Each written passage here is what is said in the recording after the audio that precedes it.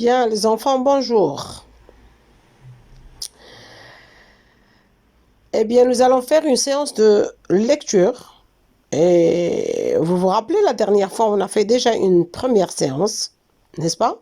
Pour lire un texte injonctif. Bien.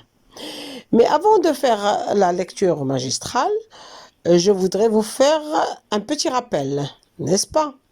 En vous posant une question. Quelle est la différence entre un genre et un type d'un texte? D'accord? Quelle est la différence entre le genre et le type d'un texte? Je vous laisse un moment de réflexion et je réponds. Le genre, quand on parle du genre, on parle d'où est extrait ce texte. Est-ce que d'un roman? Est-ce que d'une histoire?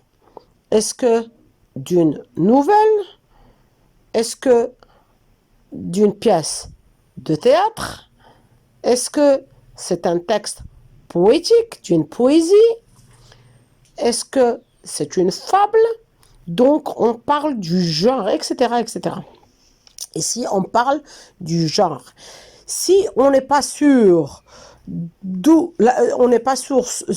on n'est pas sûr de la source du texte, on dit que c'est un récit. Le genre, c'est un récit. D'accord? Alors, le type, cette fois-ci. Le type, quand on parle du type, c'est-à-dire ce texte dont on parle, le récit dont on parle, est-ce que c'est un texte narratif? Est-ce qu'il narre? Est-ce qu'il raconte? Est-ce que les verbes sont conjugués au participe passé? Est-ce que c'est un verbe descriptif? Il donne beaucoup de descriptions, il décrit, il y a des verbes qui donnent des précisions sur des adjectifs, notamment beaucoup d'adjectifs et tout. Est-ce que c'est c'est un texte descriptif? Est-ce que c'est un texte explicatif, comme on a vu dans l'autre thème précédent, dans l'autre unité précédente? Le texte explicatif, tu expliques un phénomène ou un fait ou une idée. Donc, est-ce que c'est un texte argumentatif? Est-ce que tu donnes ton point de vue et tu l'argumentes, tu expliques pourquoi tu as adopté cette idée et pas l'autre, et c'est dans le but de convaincre ou de persuader l'interlocuteur? Est-ce que c'est un texte documentaire? Est-ce que ça parle d'un document ou ça parle de la vie, par exemple, des animaux, ou c'est un texte documentaire?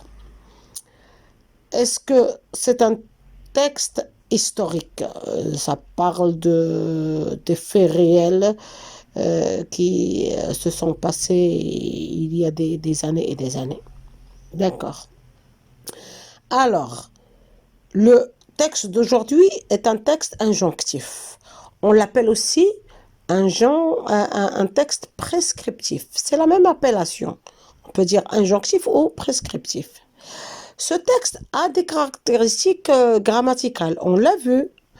Donc, on emploie des verbes d'action, des verbes conjugués à l'impératif pour donner des verbes ou des conseils, des ordres, des recommandations ou des interdictions ou des consignes carrément. Soit les verbes sont à l'infinitif aussi pour donner des recommandations, comme on a vu dans l'exemple battre les œufs, rajouter le beurre et la farine, etc.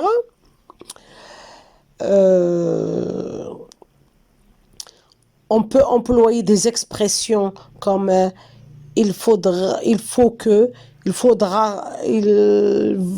mieux que, il est impératif de, plus un verbe à l'infinitif. Si l'expression est suivie d'une préposition, on ajoute un verbe à l'infinitif. Il est préférable de rentrer chez lui, chez soi, tôt. Ou s'il est précédé de que, on emploie le subjonctif. Il est souhaitable que tu viennes tôt le soir. D'accord. Bien. Alors, on a dit le texte injonctif, on y trouve des verbes conjugués à l'impératif ou des verbes à l'infinitif ou des expressions pour recommander, pour donner des conseils. Des fois, on peut trouver des consignes, comme quand on fait des exercices, on vous dit conjugue le verbe, etc. Précise, souligne. Donc tout ça, ce sont des recommandations, ce sont des consignes. D'accord? Bien. Alors maintenant, je vais, d'après le titre et l'illustration, de quoi, à votre avis, va parler ce texte? Eh bien, ce texte va parler, comme le titre, comme le titre l'annonce, une leçon sur le code de la route. Bien. Et que remarquez-vous? Regardez l'illustration, regardez bien l'illustration. Où est la voiture? Où sont les élèves qui traversent? Est-ce qu'ils traversent correctement? Est-ce qu'ils traversent d'une façon décente? Non. Ils traversent n'importe comment. Et c'est pour ça que leur maîtresse va leur donner des cours une leçon sur le code de la route. Bien, je vais faire une lecture magistrale. Ce matin, mes camarades et moi avons couru pour traverser la rue devant l'école car nous étions très en retard. L'agent de circulation qui postait là tous les jours s'est fâché. Il nous a interpellés et nous a dit: on ne vous a pas appris à traverser la rue à l'école? Vous allez finir par avoir un accident. Les cours terminés, notre professeur nous a dit: les enfants, il est arrivé quelque chose de grave. L'agent qui surveille la circulation devant l'école, est venu me dire que vous traversez les rues n'importe comment. Faut-il vous rappeler le code de la route pour les piétons? Cela me paraît nécessaire. Pour traverser, s'assurer que les feux rouges de signalisation le permettent. Il ne faut pas traverser à l'aveuglette, même si on est prioritaire. Il est nécessaire de bien regarder des deux côtés de la route avant de s'engager. Empruntez le passage pour piétons pour traverser la rue. Il est interdit de traverser n'importe où et n'importe comment. Il faut circuler sur les trottoirs et les accotements. À la descente d'un véhicule, il faut regarder autour de soi pour être visible des autres usagers.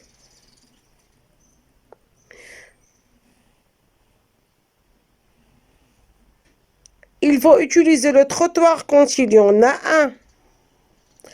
Avant de traverser, vous devez vérifier qu'aucun véhicule n'arrive ni à droite ni à gauche. Les trams et les trains ont toujours priorité sur les piétons.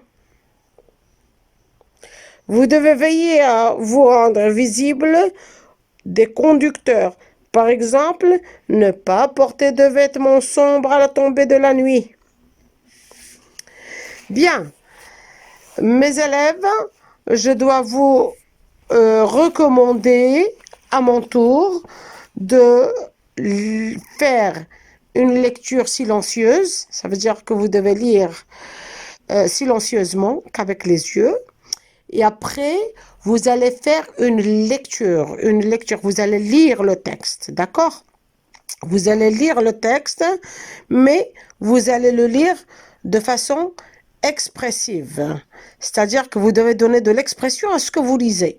Je ne pourrais pas dire, par exemple, ce matin, mes camarades et moi avons couru pour traverser la rue devant l'école, car nous étions en retard. L'agent de circulation qui est posté là nous a dit. Non, il faut donner de l'expression. Il faut lire d'une façon expressive. Il ne faut pas s'arrêter au milieu de la phrase. Il faut s'arrêter à la fin du sens de la phrase. D'accord? Il ne faut pas se répéter. Si tu commences une phrase et tu as un mot qui est un peu difficile en lecture, c'est-à-dire que tu as du mal à le lire, je m'arrête, tu t'arrêtes, tu lis le mot à haute voix, ne lis pas intérieurement, tu lis à haute voix et tu continues ta phrase comme si de rien n'était. D'accord? Alors, je vous demande de lire le texte autant de fois qu'il le faut. Vous allez lire à haute voix, vous allez vous entendre lire et si vous voyez que vous ne lisez pas d'une façon fluide, c'est-à-dire que vous ne lisez pas couramment, vous n'avez qu'à relire et relire jusqu'à ce que vous ayez une bonne lecture. D'accord?